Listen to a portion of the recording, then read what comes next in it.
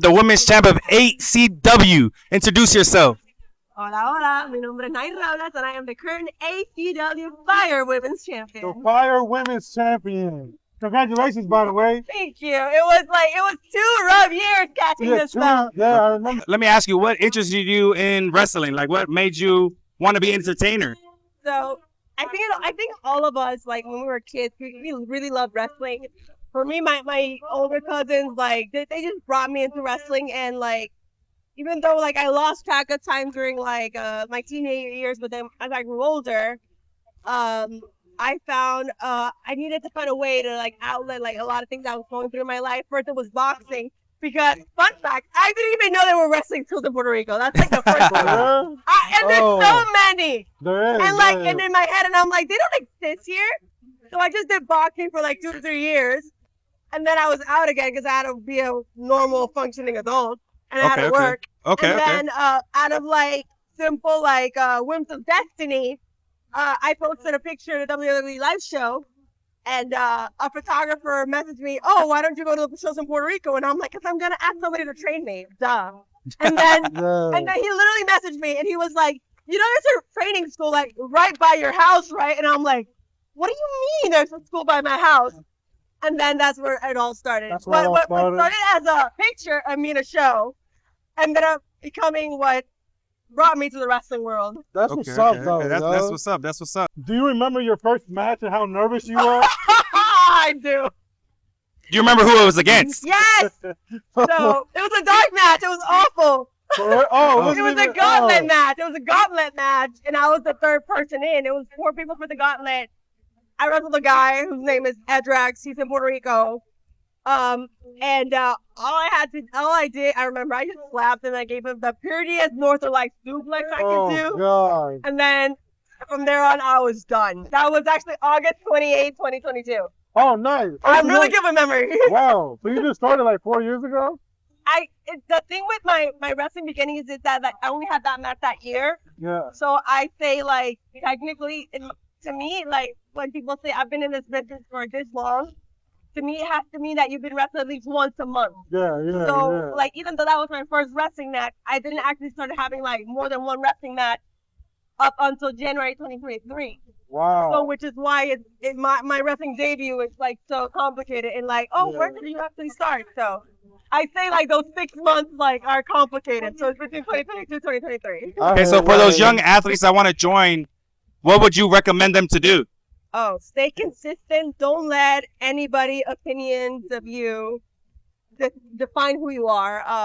I have been literally the definition of the underdog, or the black sheep of the island for like many years. And yeah, I know. I've seen that because I've been following you for like even about like, a year now. Like, it doesn't matter. Like, it doesn't matter what people think of you. Like, if you train hard and you want to prove yourself to get better, you do what it needs to be done to get better. Never stay complacent.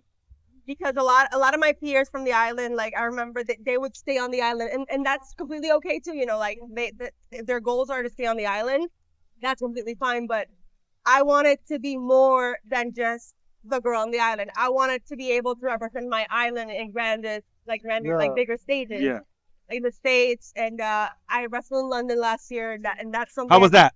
Oh, it was crazy. I was so nervous. Okay. I was so nervous. So you've been a little bit of everywhere. Yeah, I've wrestled 22 states already. Wow. Okay. Which is insane. Yeah. So who's your favorite so far? Opponent or match? Match. It's hard because like. Oh, what's your favorite type of match? Oh, it's so hard too. I've grown a lot into like stipulation matches. Okay. But I love a good old like singles match with good wrestling involved and all that shenanigans. If I have to think like favorite match, it has to also depend on the era that I'm at. I remember 2024, I wrestled Su Young and I was so excited, and it was a no DQ match. Okay. It was my first ever stipulation, a no DQ match, and I wrestled Megan Bayne in a moment where I was like, I don't even deserve to be wrestling Megan Bayne. Like, what the flying fuckery? I was like, what? Why does this happen to me? I wrestled Allie Katch. Like, I wrestled so many of like great women that have been like in the business for like so long, and like it's so weird like in those times. And then now they've been putting me in positions where like I'm wrestling people that have been wrestling for like a lot less than me, and I'm here like, isn't it like technically to me I'm still the blind leading the blind? Yeah. So it's still very like a weird feeling for me. But like if I had to think of like my favorite match this year so far was Queen of Maryland with Journey Burke. We went for 15 minutes.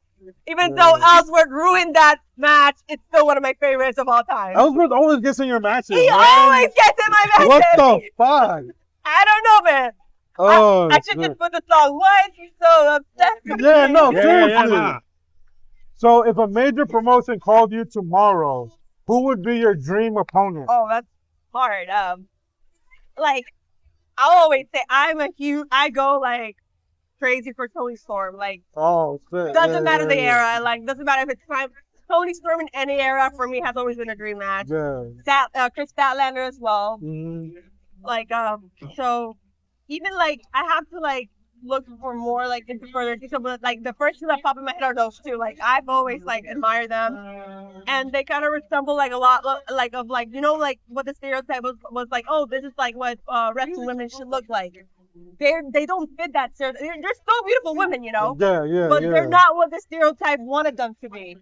So for me, seeing those two women like go out there and do all these crazy things, Do what like, they just do, want to be like just have a one-off with them at least. Yeah, no, shout out Toni Storm. So let me ask you, who are your top 5 favorite wrestlers of all time? Oh, well, all eras? Yeah, all eras. Okay, It doesn't matter. China. Okay. Oh, China's damn, we haven't heard China at all, Yeah, never. bro. Like, China walks so Rhea could run. Yeah. Okay. Yeah. I'm just gonna say it right there.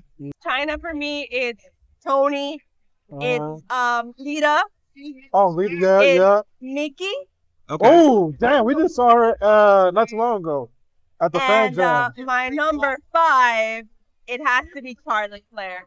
Oh, Charlotte Flair, nice. You can never go wrong with Charlotte. Like, I think we all, I think we expected so little of her because she was, you know, only Ric Flair's daughter. Yeah. But because she had that thing, you know, on her, she proved everybody wrong. Okay. She's a natural. Yeah. What's the hardest thing about being a Latina in this industry? I have it. 2 for 2, I've got a racist comment. What? 2 for 2, wow. yeah. I always come out with my Puerto Rican flag. Doesn't matter where I go. And it's hard. Like, I've gotten a USA chance. Like, and again, Puerto Rico is a U.S. territory, which is why it makes it so funny. Yeah. The whole comment. It's a racist comment, and it's the like, and even from my own island, it's the small town mentality. That I think that's why it's important, because that there's a movie like from I think it's America Ferrera, like Real Women Have Curves, where like all the stereotypes of what women should look like and whatever, that also comes into play of me being a Latina wrestler. Like I have to fit a certain mold that I'm not really part of, or like people say they hear Latina women, they expect like high flyer. Yeah, and I'm a big strong bitch, and there's nothing wrong with that either. No, not at all. No, you killed it out there. So it also goes into play. Yeah. So where do you see yourself in 5 years? I have always a hard time answering that question. I've always said that I'll be where life takes me. Okay, I like that answer though. Whether it's like a bigger promotion or whether it's just making new towns. I've always been a person that loves the journey more than the destination, because if you just reach the destination, then you're always wondering what's going to come after this. Okay. So the ride becomes just more fun when you just have like a whole journey for yourself. And then does this affect a lot of your personal life, like your family or loved ones and stuff like that? Because if you're traveling and stuff like that? Yeah. I've sacrificed so much for wrestling. Birthdays, weddings for my friends, you name it. Like I'm flying at least like 3 times a week, 3 times a week, and it's hard. And because you live on the island, right? I live on the island. I'm the only Puerto Rican on the island who's going week to week. Okay. Coming to the States, and it's hard, like because people don't understand the like what it takes to get where you want to go, and they're like, oh, why don't you just miss one show? Why don't you just take a weekend off? And I'm like, I can, because wrestling has become a part of me that is so important that I have a fear that if I stop, I'm just going to lose myself on the way as well. You can't stop that momentum. No, I just especially can't. now it's champion. Yeah, champion, Yeah. everybody champion, just so y'all know. Let's talk a little bit about you. Like when you're not wrestling, what other hobbies do you have? I used to write a lot. I used to write. I love going to the gym. I think I've lost a lot of my hobbies because of wrestling. Okay. But I used to draw very mediocrely, but it helped. Yeah, I used to write a lot, and I used to travel a lot. So like, it's kind of like included now in wrestling now. So it kind of like didn't lose that part of like my hobbies. Okay, so I heard you go to the gym. What's your favorite workout at the gym? So people know. Oh, I love upper workouts. Okay. Ironically, you know how people are. You always don't know. I'm the girl that loves upper workouts. Upper body workouts? Yeah, I cry during. So you hit upper twice a week? Ironically, I hit more legs because I have no choice. Because a lot of my moves that involves legs. Yeah. What's the most interesting thing about you that you want the people to know? Oh, my alter ego is a scientist. Oh, okay. A scientist. I'm a research laboratory A mad scientist from Puerto Rico. That's what are you doing to the cookies? Nothing. I work at a hospital that emphasizes on cancer patients. Oh, okay. Like, real shit. Oh, damn. That's what's up, though. Yeah. All right, so let's finish it off. What's the best way to your heart for those guys out there that are trying to hit on you, or women, whichever way you want to take it? I am so old school. Dinner and a movie, and grand gestures. That's okay. Simple woman. The little things. The little things count for you. Yeah. Sounds good. Let me write that down. Just so y'all know, we're going on a date later. She just doesn't know yet. I mean, there's a bar right there. Yeah, you see? Fries. So. Hey, I'm down with that. She's down with it. But thank you for the interview so much. Street Count Wrestling. Shout out your Instagram. My Instagram name is actually in Spanish, but it's really funny. It's supposed to mean curls and sarcasm, which is rizos y sarcasmos, which is, the curls right here. If I take my braids off, you're going to understand where it comes from. Okay. All right. Thank you so much. Thank you for having me. So much, yo.